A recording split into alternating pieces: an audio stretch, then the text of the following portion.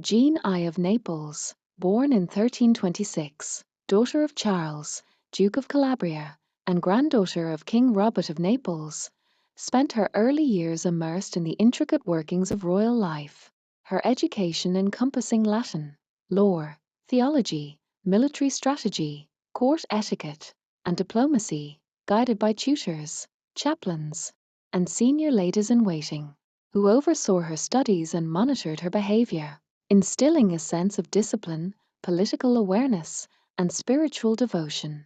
Her childhood was structured around ritual and routine, with prayers at dawn and dusk, lessons on governance, supervision of minor household affairs, attendance at religious ceremonies, and training in managing her own household staff, including young pages, servants, and attendants, giving her practical experience in leadership from a very young age. Her marriage to Andrew of Hungary was politically arranged to secure an alliance between Naples and Hungary, and while it brought political stability, it also placed her in a delicate position, balancing affection, expectations, and loyalty, and she had to navigate the complexities of court intrigue, jealousy, and rivalry, learning early to maintain a poised public presence while making careful personal and political decisions.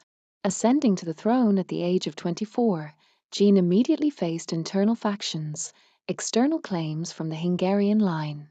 Joanna was very young when she was married to Andrew of Hungary, a powerful prince from a dynasty that wanted control over Naples.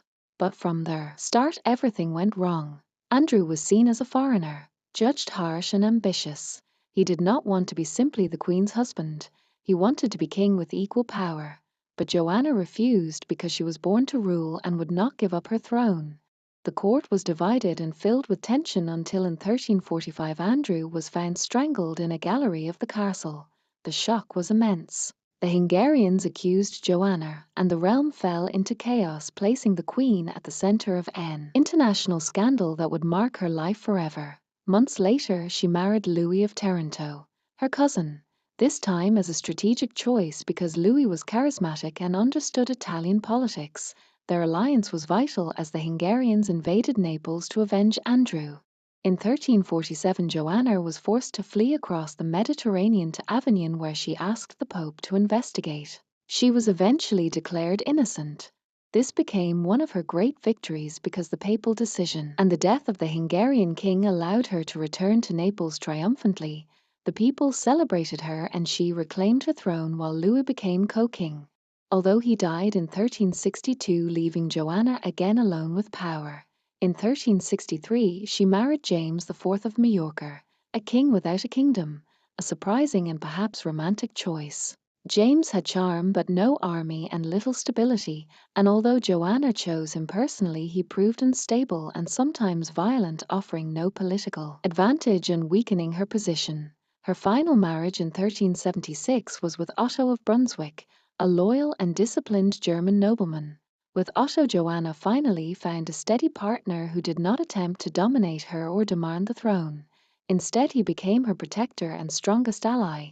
His presence stabilized the court and helped Joanna regain firmer control over Naples.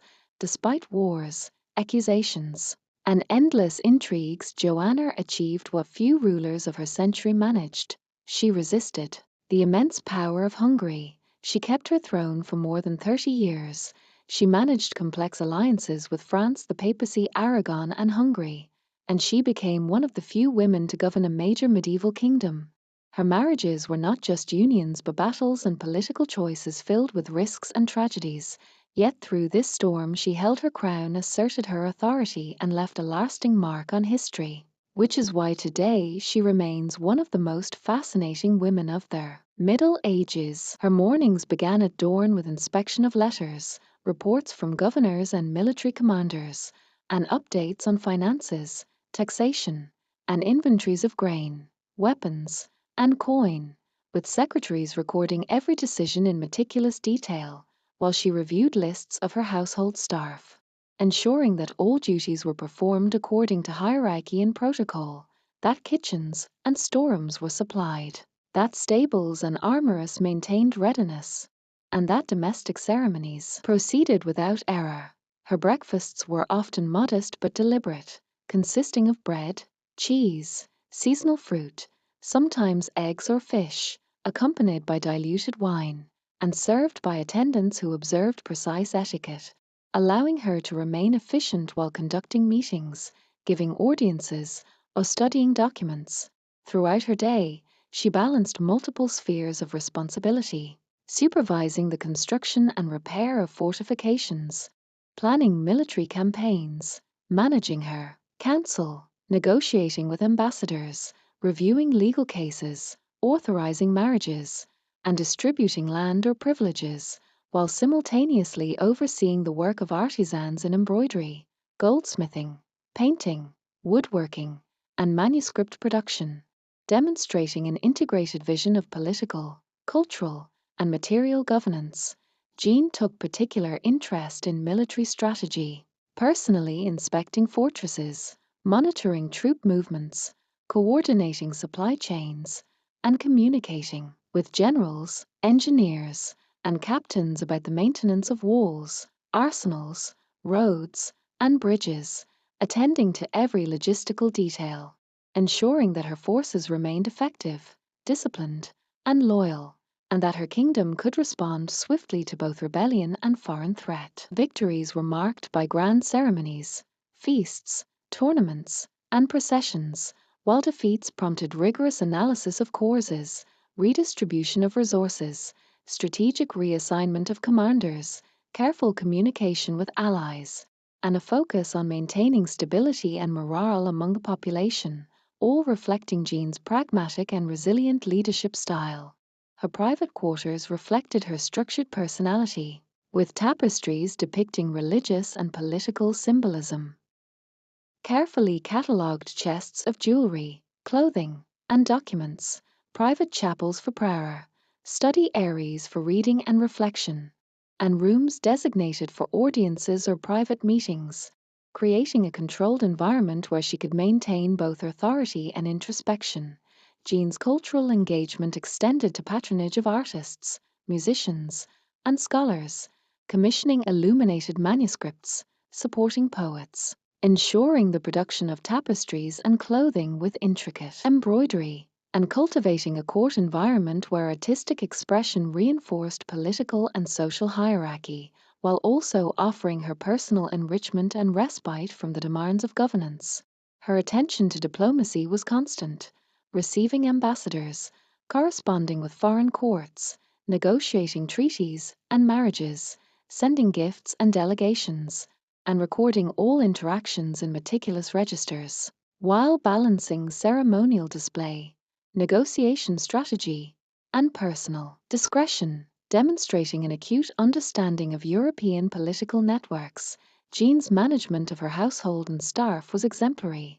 Ladies-in-waiting, chaplains, pages, cooks, and stewards each had defined roles, coordinated through careful scheduling, inventories, and supervision, allowing her to maintain domestic order alongside complex political responsibilities, ensuring that her daily routines were uninterrupted even during campaigns or crises. Travel for Jeanne was an exercise in logistical precision.